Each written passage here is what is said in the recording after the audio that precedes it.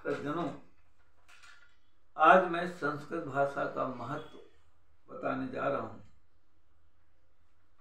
क्योंकि मैं स्वयं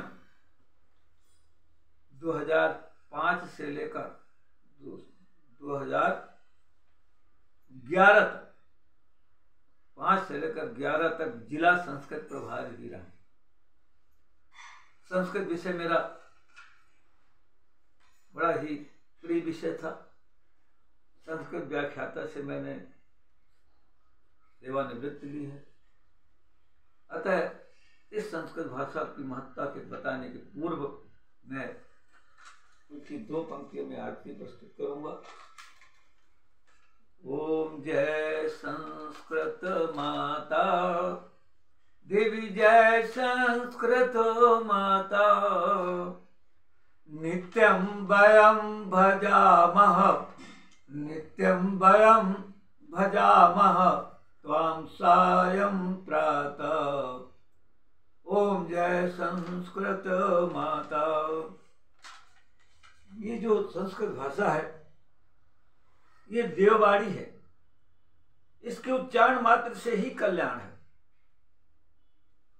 मैं आपको बता देना चाहता हूं कि हमारे लोकप्रिय प्रधानमंत्री मोदी जी ने वर्तमान समय में जो नई शिक्षा नीति लागू किया है उसमें संस्कृत का बहुत बड़ा महत्व है।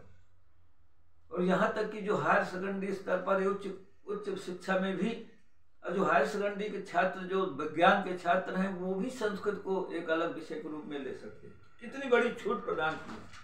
अतः मैं छात्र बहुत बड़े, सभी छात्र चाहे विज्ञान का चाहे किसी संकाय का हो, सभी लाभ उठा सकेंगे। ऐसी नीति। मैं ये भी बताना चाहता हूँ, जो छात्र संस्कृत से बीए हैं उनको स्नातक कहते हैं संस्कृत विषय लेकर, और बीएड है, वो संस्कृत शिक्षक, माध्यमिक संस्कृत शिक्षक के पात्र।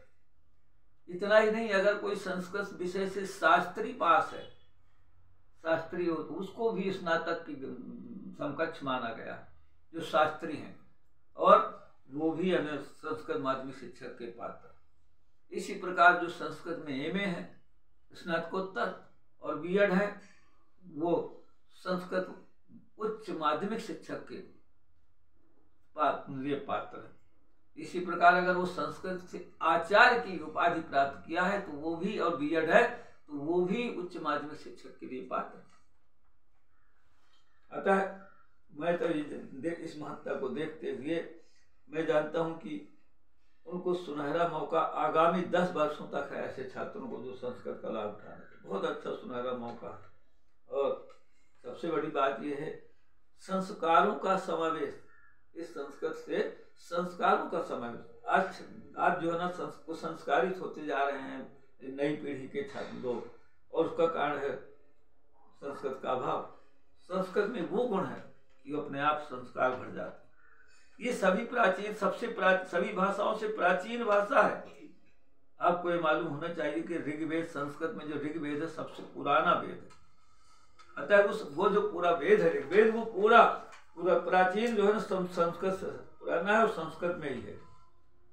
अतः इन समस्त चीजों को देखते हुए संस्कृत को कामधेनु कहा जाए।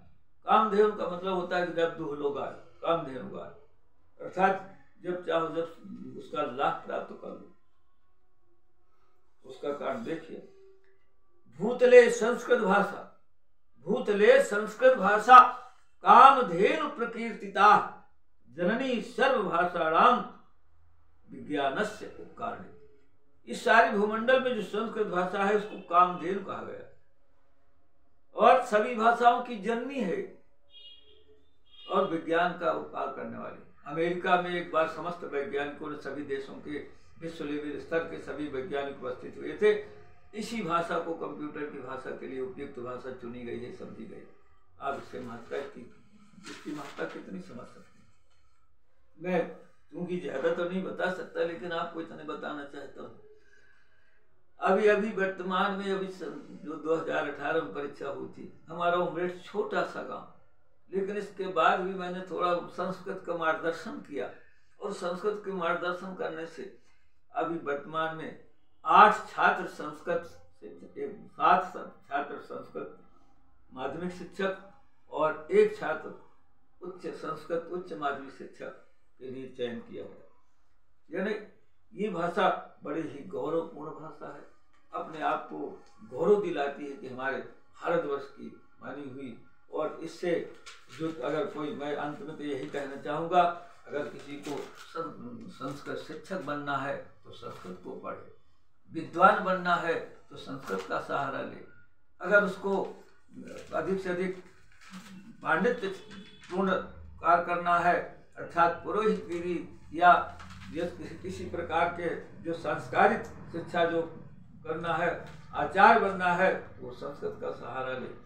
और अगर किसी को संस्कारों से ऊपर, देश को ऊपर उठाना है तो संस्कृत बहुत ही आवश्यक है, गरिमापूर्ण भाषा है। अतः मैं यही चाहूँगा, यही कहूँगा कि जो लोग उस पर रुचि रखेंगे उनको, उनका कल्याण है। संस्कृत भाषा अधिक से अधिक पढ़ें, अध्ययन करें, उसी में लाभ है। और मैं संस्कृत को नमन करता हूँ।